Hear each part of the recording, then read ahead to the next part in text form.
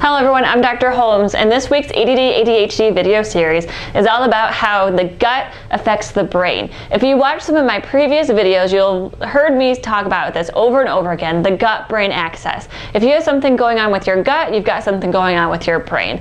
So a great way to help overcome ADD and ADHD is by having a healthy gut. Now, some very classic signs of an unhealthy gut include belching, diarrhea, constipation, bloating, and even skin reactions like acne and flushing and things of that sort. Some signs of a gut infection that are less common or less likely to be viewed as a gut problem include brain fog, joint inflammation, and that person who's always getting sick.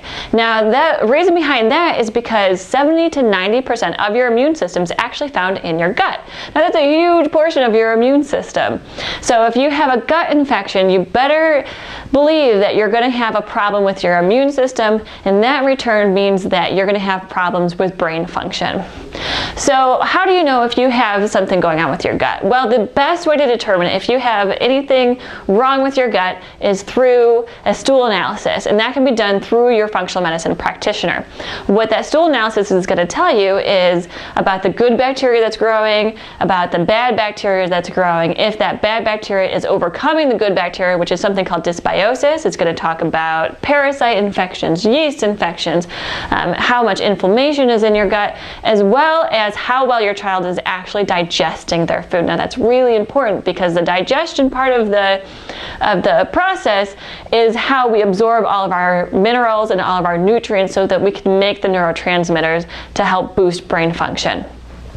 So if you're at home and you don't have a functional medicine practitioner, or you want to start with a functional medicine practitioner and you want to jumpstart some of your care, there's something at home that you can do, and this is called the elimination diet. So it's huge dietary changes. This isn't going to be something that's super easy, unfortunately, but some of the best choices we've made in life aren't always the easy ones. So if you watched last week's video, you'll have learned that going grainless is really important. It can actually help boost brain power.